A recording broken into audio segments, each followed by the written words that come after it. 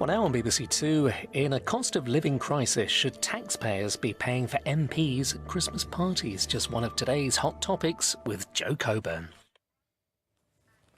It's Tuesday, the 22nd of November. This is Politics Live.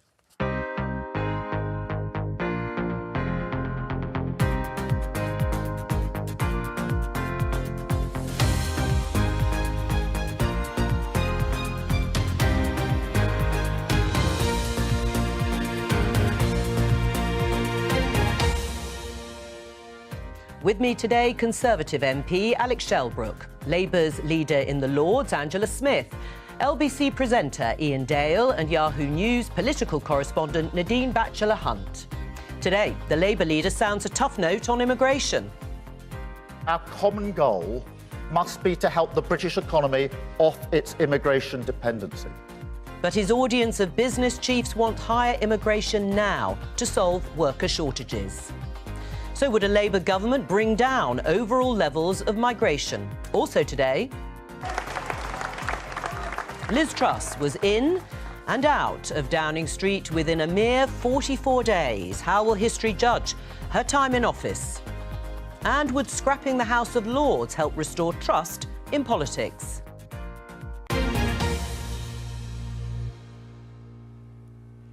Let's start with this headline in the Daily Mail. It says, you pay for MPs' Xmas parties. It refers to a story that IPSA, the Independent Parliamentary Standards Authority, says MPs can host office Christmas parties at taxpayers' expense. Now, we wanted to find out a little bit more detail about the story and behind the headline. We spoke to IPSA this morning. They said the guidance on Christmas parties is new, but the rules have not changed. IPSA also said to suggest that there is anything inappropriate in this is simply incorrect. My opening question to the panel, starting with you, Alec, is this guidance sensible? I mean, IPSA was brought in to bring back faith in the parliamentary system and expenses. I really think they've scored an own goal on this one. I mean, I always... Actually, I cook Christmas dinner for my staff each year around my house. This year we're actually going to a restaurant. They might prefer to go out. But the idea you would claim for that on expenses, I think, is ridiculous. And I mean, I didn't even know about this until I saw this morning's newspaper. Apparently it came in a bulletin over the weekend. But I don't think it does anything to improve the faith in politics when you're being told you can claim for your Christmas party. It's an utter nonsense. Well, I mean, it's up to MPs, apparently, to decide if they see fit to reward their staff in this way. As they say, IPSA, the overall envelope hasn't changed, but they have made this specific guidance clear. No alcohol is included, and it must represent value for money. Is the guidance sensible? That was going to be a great party, wasn't it? Actually, I really feel sorry for MPs on this one. The guidance wasn't asked for. IPSA have said this. I doubt, like Alex, if any MPs are going to take a so-called advantage of it. But it isn't unusual for employers to have a Christmas party for their staff. But with we've seen that the allowance that MPs have to run their office has been reduced. There isn't really any money left over. So I just think this is a bit of a silly advice from IPSA, completely unnecessary. And I'm actually starting to feel sorry for MPs on this one. Oh. Well, you can feel sorry for them well, if you like. It makes it sound like they're taking their mates out for a few drinks. Well, I mean, this is for their staff. Apparently, there had been queries. That's why IPSA did respond. There may not have been an overwhelming number, but perhaps from some of the newer MPs, we've had COVID and the pandemic, were asking about what the guidance might be. Sensible or not? No, it's not sensible. I mean, you can understand it. Most MPs will have 4, 5, 6 staff. If you take them out for a Christmas meal, that's going to cost, I don't know, a couple of £100 or whatever. And everyone thinks, well, MPs are very well paid on 81,000, but most MPs will actually pay for this themselves, so it'll come out of their actual salary. Yeah. I take my producers out for a Christmas meal. I pay for it. I don't recharge it to my employer, though. Nadine? Yeah, I mean, I think it's unfortunate, given what happened, with Partygate and everything, Christmas parties being a bit of a sticking point in Westminster. But it does look like, from what MPs from across parties, I've seen SNP MPs, I think James Cleverly was retweeted Jess Phillips on the issue that they just don't use it, and it's not something they've asked for. So, I agree, it exists to try and put confidence in politics, IPSA, but this just seems very ill-judged, and MPs almost universally have said this is ridiculous, we won't do this, which is reassuring, I think. Right. Well, of course, it's a few weeks until Christmas. I mean, as you say, you're feeling sorry, a little bit sorry for MPs who might have made that query. Are you damned if you do, damned if you don't? I can't see any MPs doing this. You know, I'm sure the press will be trawling their published accounts to see if they will. But I suspect MPs are pretty cross with IPSA for making an issue of it. When I suspect, as Ian said and Alex says, they're paying for their own staff parties or celebrations. It's someone trying to sort of do down MPs yet again. There's enough information out there that people will see if they're doing this. I don't think MPs want to spend their office money on parties. But I don't blame the Daily Mail. They're not doing down MPs. This is IPSA have come out with advice nobody asked for. It's a great story. Some people obviously did ask for it. I think they were responding to queries. All right, well, let's talk about something else, because Sir Keir Starmer, the Labour leader, has been addressing the Confederation of British Industry at the conference this morning and delivered a clear message on immigration. Let's have a listen. Let me tell you, the days when low pay and cheap labour are part of the British way on growth must end. This isn't about Brexit. All around the world, business is waking up to the fact we live in a new era for labour. And while they're adapting, our low growth model is holding us back. It's why we've set out a new deal for working people that will deliver higher pay, stronger rights and better work. Not just for social justice, but also for the new reality on growth. That's Sir Keir Starmer at the CBI. We're joined now by Simon Collassie-Aldridge, Chief Campaign Director at the Confederation of British Industry. Welcome to you. You heard what Keir Starmer was saying there. You want, broadly, more immigration to plug labour shortages. Is Keir Starmer wrong? What we need, and what Keir set out today, was needing a short-term plugging the gap, as you described it, but also a longer-term skills policy that makes sure we're training up UK workers. But you can't have one without the other. Workforce challenges are inflationary, and we're in a pretty high inflationary environment right now. So we do need all parties to look past politics and understand that we do need more workers in the UK right now, as well as obviously training up, flexing apprenticeship levy, having a better skills policy to make sure that in the longer term we have more people in the workforce. And when you say short term, what sort of timescale are we talking about? Are we saying for 5 years, for 10 years? So my key ask of government on this one is there is a body, the Migration Advisory Committee, who have a thing called the Shortage Occupation List, and that is their entire job to look across the whole economy, because there are shortages across the whole economy, and understand which sectors need workers, for how long, what kinds of workers, what salary thresholds, all of those sorts of things. So I don't need to answer that question, because we have a clear we have a clear body in government that can do that for us. Right. We need them really to do that. And from your perspective, which particular areas now would benefit from immigration or workers from abroad to plug gaps in the market? So there are particular challenges right now in hospitality and health and social care. And on that latter one, on health and social care, one of the other big workforce pressures right now is workforce inactivity. So people who are out of the workforce because they're unwell, or people who are out of the workforce because they're caring for people who are unwell. And the impact of the worker shortages in health and social care has a direct impact on bringing those people back into the workforce. So you need to do both. You need to make sure that you're bringing in more workers in health and social care, so they're helping to bring more inactive people back into the workforce, as well as I was saying, making sure you're training up people in the longer term too. Right, and care workers have been added to that labour shortage list. Are there other areas you'd like to see included? Yeah, so another really good example of this is HGV drivers. We saw in the last, debacle around HGV drivers and not having enough of those in the workforce. Warehouse workers were then trained to be HGV drivers. There are now not enough warehouse workers. So because there are not enough workers in the economy right now, there are not enough workers in the UK, just moving one problem from one place to another. So I really would love for the Migration Advisory Committee to look at that kind of whole economy approach and make sure that we have all of the workforce that we need as we develop UK skills. Right. I mean, Sir Keir Starmer said there's going to be under a Labour government, some sort of conditionality, if that is a word, but conditions attached. So if you wanted to add new sectors to the labour shortages list and increase immigration into those areas, that you, business, would have to invest more in skills in the British workforce. Do you agree and sign up to that?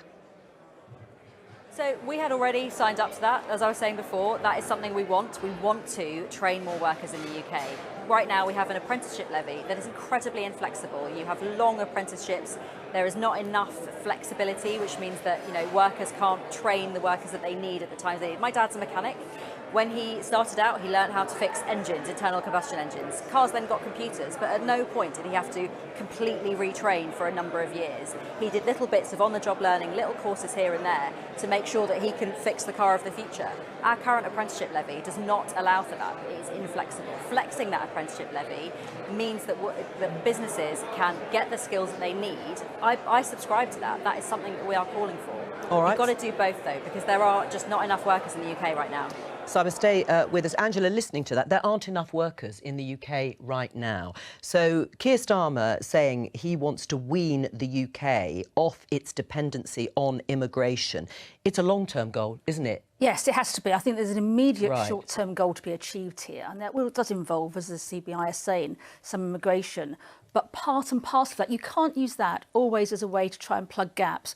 And neither can you say, as the government's saying, we're not having any more immigration. What you need is I think, much more pragmatic approach and short-term answers, but a long-term strategy. And I think you only get that if you work together with industry and with business. But you accept there are going to be high levels of immigration in the short term, which could be up to 5 years? There may be. I'm not going to say put a timescale on it, because there's got to be training in the work that's got to be done. And the other part of it is bringing people back into the workforce that's left. We saw a lot of that, particularly after COVID, where people have left the workforce for various reasons. Some of those could be encouraged back as well. But it is a case of saying our longer-term strategy is to make sure we train people in the UK so we don't have these labour shortages where we can only rely on overseas labour. And that's been one of the problems at the moment, and why we're seeing, particularly in the hospitality industry, we're seeing more pubs closed now than we saw during COVID. Happy to have higher levels of immigration to fill hospitality, health and social care? Well, it's not a change from anything, is it? And I think that we've been talking about, for a long time from our government, about growing people's wages, high-skill economy, making sure we try and get people into the workforce and get them into place of work. And yet we come back to the same arguments. Well, actually, we just need to keep having immigration because inflation's gone up, wage inflation's gone up. Well, that was always going to be the case. You cannot have a high wage economy and not have wage inflation. So if we want to go back to the situation of, well, in order to control that, we'll just bring people in. When does come the point that you don't bring people in to do that? When does come that point? And I actually still have a fundamental issue with this idea of bringing in, say, nurses from abroad and people from abroad. What happens in those countries? What happens in the countries they're coming from when you take that workforce out? Right. I mean, Nadine, listening to what Alec is saying, what happens in that period of time while people are being trained up here?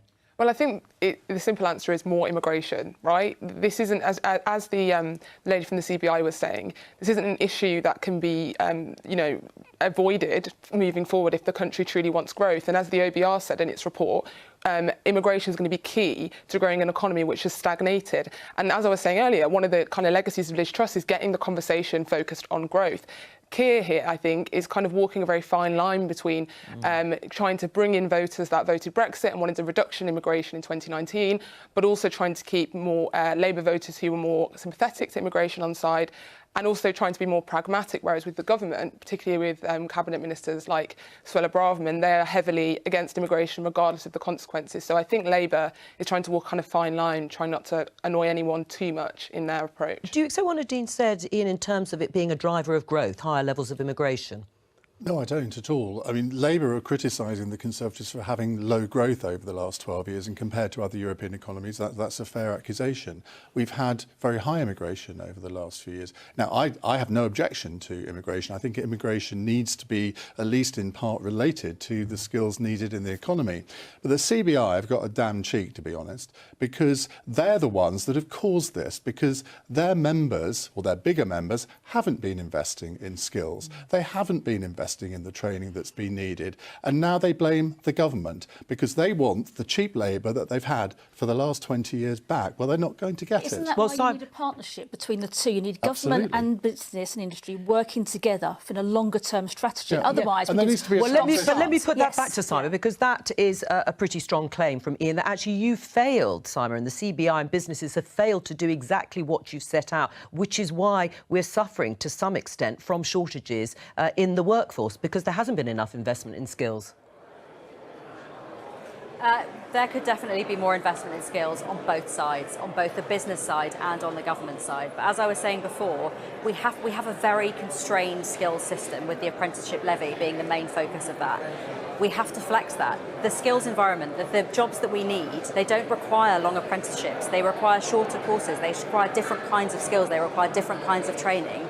And the skills framework that exists right now, it just isn't set up to deliver the skills that the UK needs. And so that is what we're really encouraging government for. Ian? Well, you can't just blame the apprenticeship levy. I mean, that's just copping out. You've got an education secretary now who was an apprentice herself, who was a skills minister herself. So I would suggest that we're in a pretty good position now to get apprenticeships sort of increase in importance, because I'll tell you, whenever I cover apprenticeships on my radio show, the phone lines go mad. It's a subject that people really care about, but it's not just the levy that is holding back, it's the investment of big companies that are members of your organisation. Well, Simon, I know you've got to go on stage in a few minutes' time, so we've got to let you go. But just before you go, do you think now, standing there, you could say that perhaps big business has lent in the past too heavily on cheap immigration from abroad? I think the OBR's own forecast shows the need to have flexible workforce that builds on local skills and migration as a need to have a productive economy. So I would look to the government's own numbers for analysis on what immigration has done for our growth. All right, Simon Colassie, Aldridge, thank you very much. We'll let you get onto the stage. Do you accept, Ali, that at the moment, everything you are saying about stopping bringing in people from abroad is just out of kilter with the situation we find ourselves in, with industry and companies crying out for staff that cannot be trained overnight? But I think we are in danger of moving about phantom troops. I mean, if we just draw on the truck driver, lorry driver situation, Germany itself had 80,000 shortage of lorry drivers. So the idea that we've got this huge pool of immigration that will come in and solve all the problems doesn't start to look at the situation that's happening in the countries which we claim we can get the immigration in from. Angela? I don't think anyone's suggesting that. Alex seems to be creating a problem and a solution that no one's suggesting. What we're saying, there's got to be a pragmatic approach to this. There does have to be, unless we've got a lot of migrant workers in this country who contribute to our economy and protect our public services, they should be welcomed. In the short term, we may have more people coming in to fill those gaps that we haven't trained, but the longer term strategy has to be a planned economy for growth with government and business working together. It can't be government washing their hands and saying we're not engaging. It can't be business, as Ian's pointed out, saying it's all the government's fault. It's got to be a completely different way of doing this for the long-term future of the economy. Otherwise, we're going to continue to have much lower growth than any other European country or comparable economy. I mean, there has to be a transition here. Nobody's suggesting that you should turn the tap off immediately. You know, whether it should go up, as we've heard, there is a migration advisory committee. It is their job to advise the government on how many people are needed in particular sectors. We have a point system. Now, that's got to be tweaked along the way. But you would hope that within the next 10 years, and I realise that's a long time, that the CBI and employers can get their acts together and make sure that we can train people in this country. So to that extent, I think Keir Starmer's onto something. But I also think the fact that there are a lot of economically inactive people because of long COVID, because they can't get help on the NHS.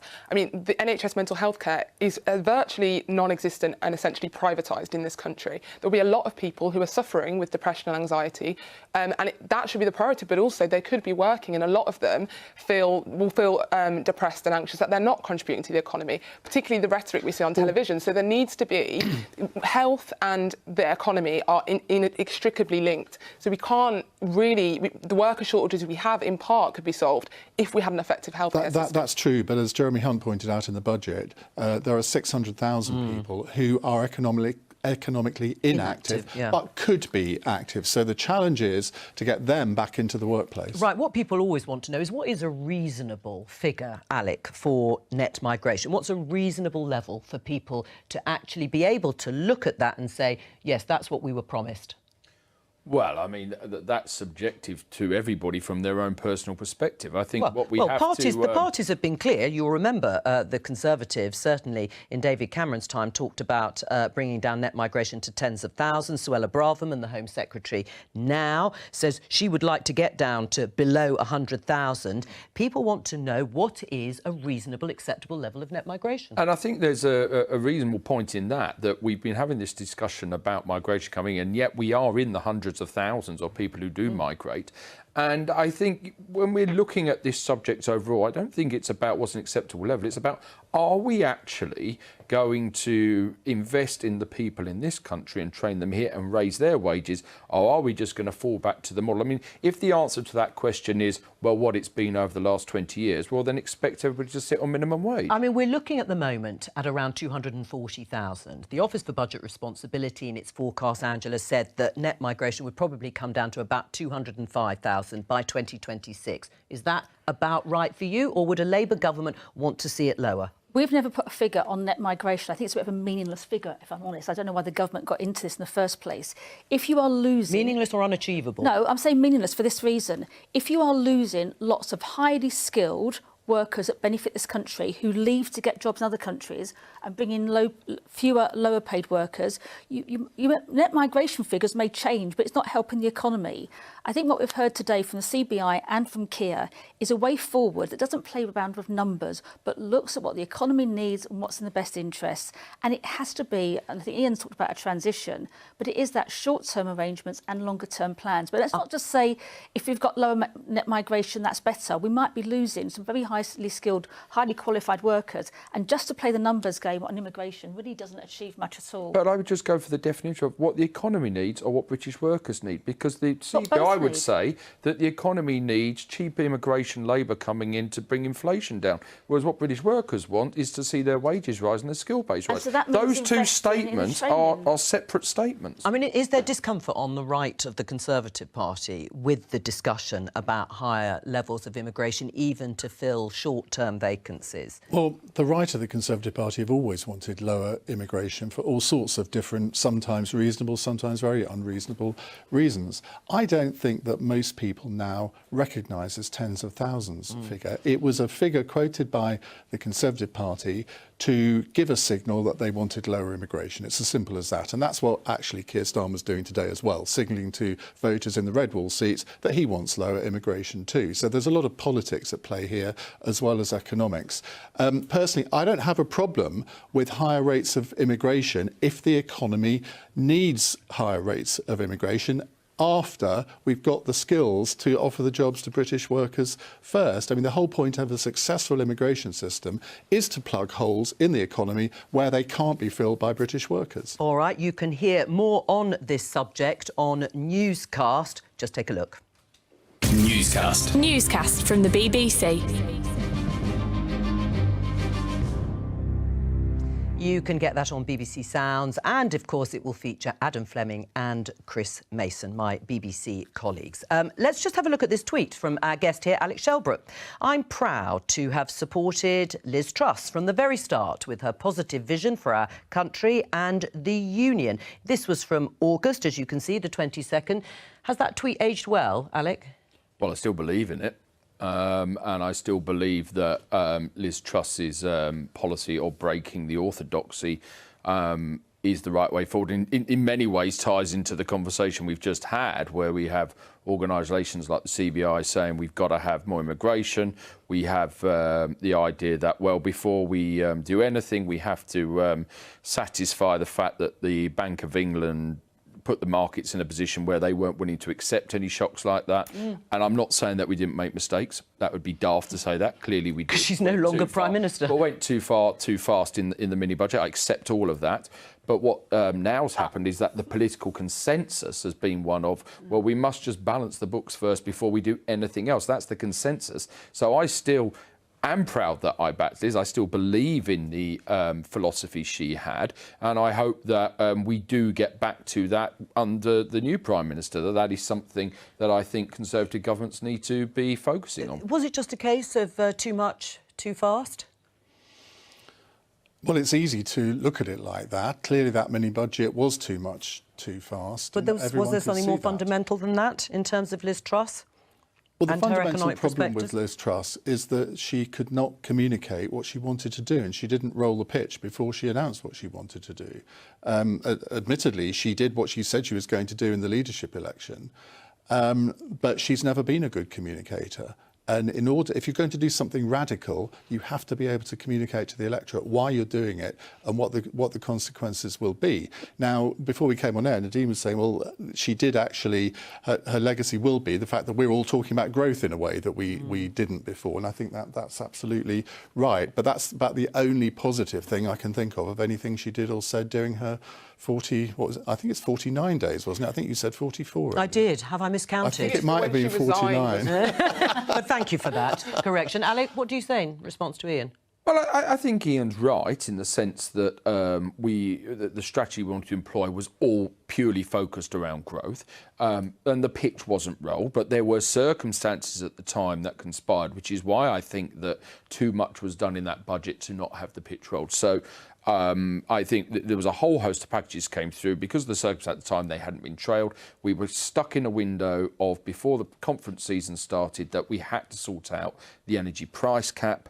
And I remember during the campaign when we were having a meeting and there was lots of talk about you had to cap energy and stuff. And I specifically said, nobody go out and criticise these policies because we've got to keep everything on the table, which indeed is what happened. So I think that perhaps we should just focus down on various issues. But what fundamentally the markets didn't like was the £150 billion liability on the energy price cap for 2 years. Well, except, Alec, that was already priced in a few days before the mini-budget. But anyway, broadly, Angela, do you accept what Alec says? It was just a question of timing, sequencing, pitch rolling. Apparently it was communications and pitch rolling. Of course it wasn't. It was a wrong budget for the wrong time.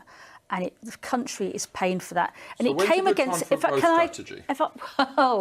had 12 years in government. We didn't see the growth strategy there, and we had a budget that was set for growth strategy. It crashed the economy. Reason we're talking about such massive cuts now. And it's not just because of Liz Truss. Liz Truss was 12 years in government beforehand. Although the spending cuts, or they're not cuts really, it's a restraint. Because actually Jeremy Hunt's put more money into the economy, certainly in the short term. Well, look, he says spending cuts later, post-election. If we can get through to the election, then we'll do more cuts as well. I think it's... Well, if you win, you'll have to do them as well. Well, wait and see. There's things we could have done. The non-dom status, that would help fund some of the economy and don't sigh. Well, this actually matters. 200 years non-dom status. It's £1.8 billion. Yeah, I'm not saying the policy's wrong, but it's not a magic bullet. Who's suggesting it is? It's part of the package. But it's always the first thing people say. And there's also, if you wait for a moment, calm down. You've got the non-dom status, you've got the windfall tax, which the government's played around with. They've never really done it properly. But they have extended it. They've extended it, but you could have backdated it. You could not take away the loopholes that are in it. There's lots of things that could be done to bring the economy back into growth. And also it needs, again, the longer-term strategy. But Nick, We've had so many budgets in such a short space of time, so many chances in a short space of time, and the economy isn't working because of the actions of the last 12 years of this government, including Liz Truss. I mean, Nadine, let's go back to your point about growth being talked about much more than perhaps in previous years. Do you think that that is Liz Truss and Kwasi Kwarteng's legacy? I mean, it's obviously not the only part of their legacy. The obvious legacy is the mini-budget, which was never, ever really a mini-budget, and what it did to the economy. Mortgage rates are still suffering because of that. There's going to be a lot of people entering the end of 2-year fixed-term mortgages, 5-year fixed-term mortgages that are really going to suffer. So her biggest legacy is the damage she did to the economy. But if you wanted to say a positive part of her legacy, it was that we all talk about growth now, and it's something that economists have been talking about for a very long time. The Resolution Foundation, IPPR, IFS, And the Labour Party. Yeah, and I mean, as if Conservatives haven't talked about growth. But they've had the chance to. I think Does anyone really seriously think that growth is not a good thing, apart from some extreme environmentalists? So why hasn't it happened? We've got the worst growth of any comparable absolutely. economy because of the actions taken by the Conservative government over the last 12 years. We've put on the table the kind of things that could be done with green energy, for example, and look into the economy of the future and the industry of the future. Everything is too short-term at the moment. There needs that longer-term strategy if we're going to get back to growth. Well, we haven't heard it from the Labour Party. You have heard no, we it. haven't. You're not listening. We you have. One of the things I would Have. add about Liz Truss as well, it wasn't just, you know, the mini budget and that was an issue. It was the lack of listening to officials. You know, Tom Scholar was sacked on day one. Everybody around them that was giving them the advice, senior civil servants doing a very important job at advising ministers impartially, laying out the environment and saying this could be the consequences of X. Liz Truss and Kwasi Kwarteng were absolutely committed to not listening to anybody, didn't listen to some of the concerns from their own MPs, didn't listen to concerns from economists, didn't listen to concerns from civil servants. I think that was also a key issue with her administration, is that you can't not listen to people in politics. You can't be that deeply ideological and ignore the practical realities on the ground because of something that you've always wanted to do. Do you accept that? Well, I think we just come back to the point that we just keep talking about no growth. The reality is in the 21st century, it's been declining growth throughout. The policies, the orthodoxy has not worked. Now we're just starting this show with people. So you think previous Conservative governments have been wrong? They've been wrong since 2010. Government of the 21st century, which has been a Labour government, a coalition government, a Conservative government, a minority government, a Conservative government, split 50-50 over the period of time almost, in terms of Labour and the Conservative side. Well, and we start this show by talking about the CBI saying, well, we've just got to increase migration people in because that will bring down inflation. But you have Nothing is changing. Yeah, but you've supported all these Conservative governments, and all their things change throughout the time and the period. I mean, look, we come into a coalition government with a world banking crisis. We then have Brexit, which goes on. We then have a pandemic. You chose and let's Brexit. not rule out. Well, actually, the British people chose Brexit. The British people. I voted Remain. Okay, but the British people said responsible for this? 17 million people voted to leave the European Union. It wasn't what I wanted, but I voted throughout Parliament to deliver what the British people asked for. So it's an irrelevant comment to make. Let Angela respond. The point I was asking you about is you said one of the problems you've had is we've had to do with Brexit. But we've had to process Brexit. We've had to do things along the way. And the way the There's been a government handled fundamental it. change to the way that this country trades, but that's what people asked for in a referendum, in a 17 general election, in a 19 general election, and as soon as we got that done, we get a world pandemic. There's been a lot of things along the way, but fundamentally, across the 21st century, the economic strategies of governments are creating declining growth, not negative growth, but declining growth. Right, and there has been anaemic growth over the last 12 years.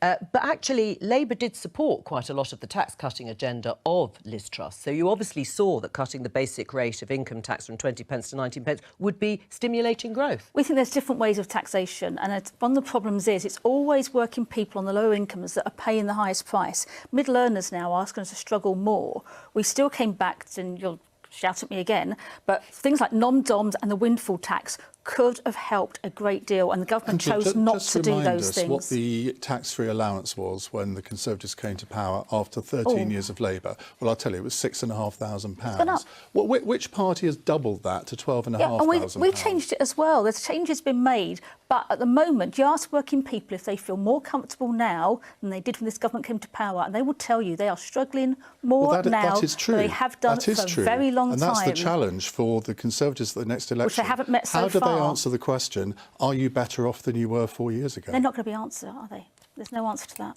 On that, let me just show you this tweet from Pippa Crerar, political editor at The Guardian. Number 10, expected to appoint individual to investigate Dominic Raab, Justice Secretary, Deputy Prime Minister, claims imminently, possibly even today. It's understood that they'll have a say on their own remit, meaning they could look into claims beyond 2 formal complaints. This is after, if you remember rightly, last Wednesday, just before Prime Minister's questions with the 2 deputies, Dominic Raab representing the government, he called on Rishi Sunak to actually carry out that investigation. So we are going to find out probably in the next day or so who that individual will be. He was asked about it this morning. Let's have a look. Deputy Prime Minister, are you confident you're going to clear your name? Absolutely. Good morning, sir. Good morning. Well, that was short and sweet, but absolutely, he said there. Let's talk about this headline. Another policy announcement by Keir Starmer in The Observer will abolish Lords to restore trust in politics. How will it restore trust in politics, Angela? I think that's a bit of a leeway because I was at the meeting. Yeah, getting rid of me. Is that going to solve the problem? Is that going to restore trust? He likes me, really. He doesn't mean it. I do. I think what he's talking about is a different kind of House of Lords, a second chamber. It can't be any surprise to anybody that the Labour Party prefers an elected second chamber, but it's part of a parcel of things I think we have to do, looking at trust in politics. But it's not just about that. I think what has happened in recent times, particularly with David Cameron and Boris Johnson, is the way that peerages have been awarded to people. And if the reports of Liz Truss getting a resignation on his list for the House of Lords, Boris Johnson putting in 4 sitting MPs, that has affected the issue about trust. Now, on Friday, the House of Lords was actually debating the issue of how to change the appointments process. I do think it's interesting that for the first time in history, it's the House of Lords have sometimes been calling for changes and a much smaller House. And it's the government that's saying, no, you can't do that. So there's serious change and reform that is needed. Would you agree with an elected House of Lords? Would it restore trust? I think before you do anything, you're going to have to define what you want the House of Lords to do. The Commons is the superior chamber. That's who people elect as their politicians. The House of Lords doesn't actually have any power. If we go back to the Brexit years, the only reason that House of Lords amendments were creating havoc was because the House of Commons voted for them. The House of Lords is there as a revising chamber, give more scrutiny to it.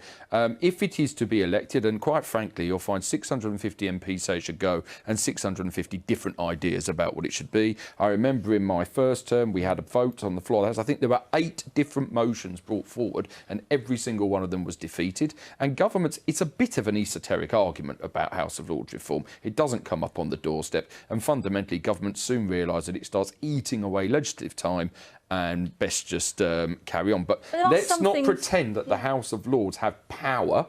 They have a revising chamber, they send it back to the Commons, and it's up to the Commons as to whether they accept it or not. I disagree with that. There's a lot of political capital that comes from being a member of the House of Lords. That's why people scramble for it. But also having the right to scrutinise legislation and make amendments is huge. That is a huge amount of power. And a lot of the amendments are agreed by the Commons. Yeah, but they're often accepted. But the fact that it even gets that, the fact that it even gets that far, the average person on the street can't influence legislation like that. So the idea that it has soft power insofar as it can change the direction the government takes.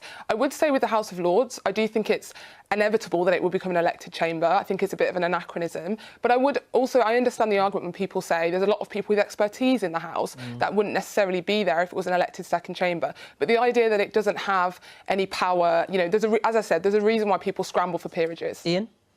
They talk of little else down the dog and duck. I think that both parties should go into the next election with a clear commitment of House of Lords reform and spell out what they would do. Alec is absolutely right. If you put 8 different proposals to the House of Commons, you're never going to get a consensus. But it's happened before, hasn't it? We've been talking about House of Lords reform for decades, practically. We have. The problem we have is that the House of Lords actually generally does quite a good job, given its remit.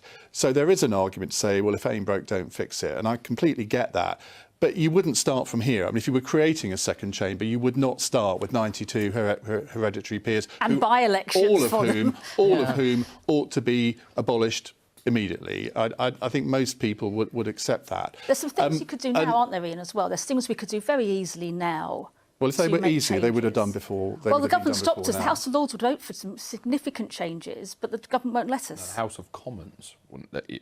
And this is the point. There were 8 free votes. There were 8 free votes, and they were all Alex, you're defeated. missing the point. The government won't provide time. There are lots of things about the Appointments Commission. We could change how that operates, the size of the House, which I think MPs would pretty much go along with us. And it could be done quite straightforward and quite quickly. It's not where people's priorities are at. Absolutely not. Reforming the House of Lords is not people's The danger is that you're going to get essentially a load of failed politicians, failed MPs, people who've lost their seats, who want to go into the House of Lords afterwards, and they stand for election for that. A bit like police and crime commissioners. Well, you're nodding away there, Angela. Do you agree? I'm nodding. Ian and I have had these discussions so many times about the House of Lords, and I suppose I would end up saying... But would it be stacked full of failed politicians?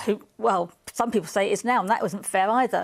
But I think there is an argument to say there's significant reform that can be done, that can make a difference, but don't throw the baby out the bathwater. Those essential things about the scrutinising of legislation, which sometimes we're the only part of Parliament that's doing that, looking at the detail. I think the public like this independence element, but there's crossbenchers from no political Can I look at the resignation? Well, they would be gone under. Well, let's have a look at the resignation honours list, because it's reported Boris Johnson has nominated more than a dozen close political allies to head to the Lords. Is that justifiable? What's always happened. And Should No, it it not? hasn't. Tony Blair and Gordon Brown didn't have resignation They put about lists. Tony Blair did put about 370 people. I was just going to say, the idea Tony Blair didn't put anybody in the House of Lords. I'm not saying that, Who but put if you in the hang House on, of Lords, hang on, Angela? Gordon Brown. Exactly. On the dissolutionist. No, hang on. The thing about Tony Blair's resignation, let's be clear about this. We had far fewer peers than anybody else.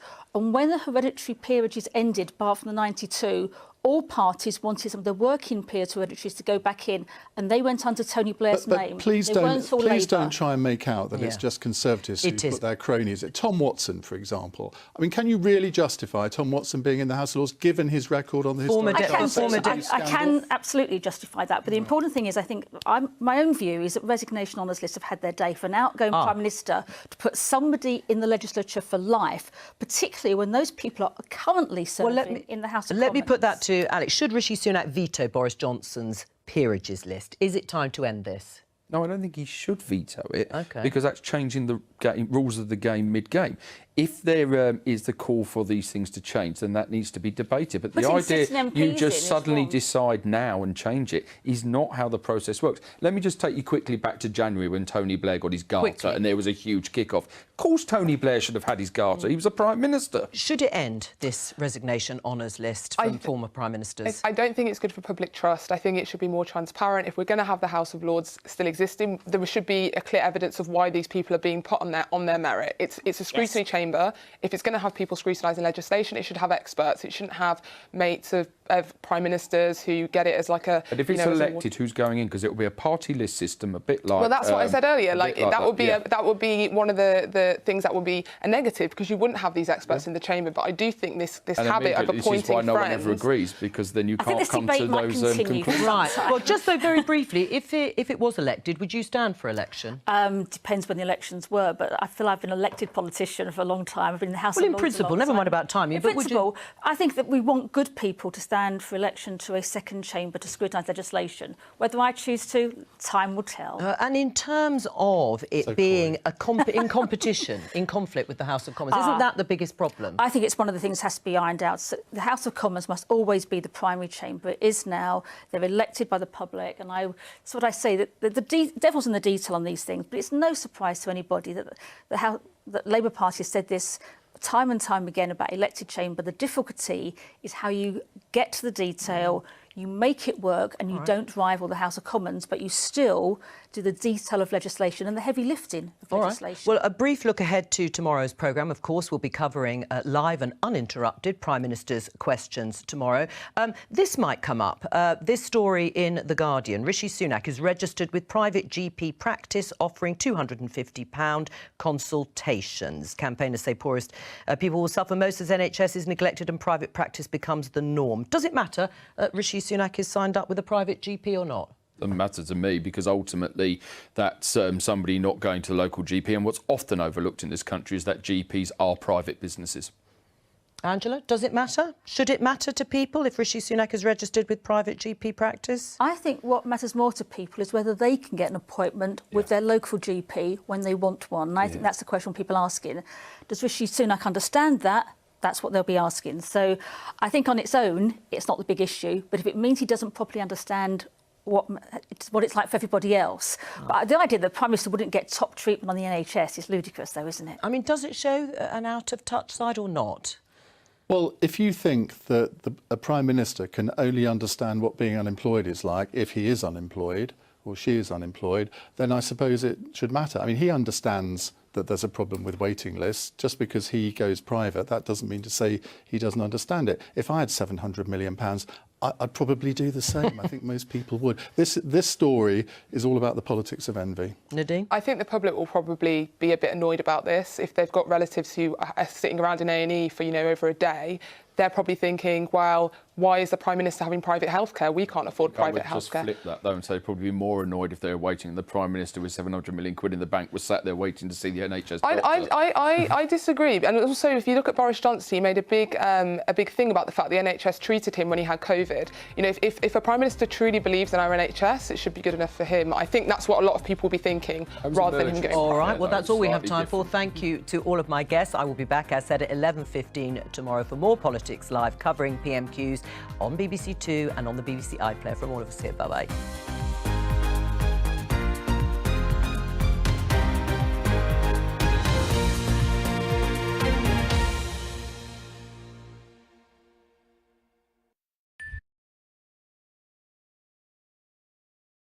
You're lucky. Nearly missed it today. Again. Missed it yesterday, just couldn't be asked. Like, fuck it. It's not like a good news cycle, is it? It's fucking boring at the moment, actually. Come on, where's the fucking bar gonna crash again? It's some spicy content. Anyway, that's today's shit. How many days? What is it? Yeah. Wednesday. Fucking hell, question time back on it soon. Anyway, see you tomorrow for PMQs. Quarter past 11 PMQs. Hopefully I'll catch it in time. Depends. Anywho, enjoy the rest of your day.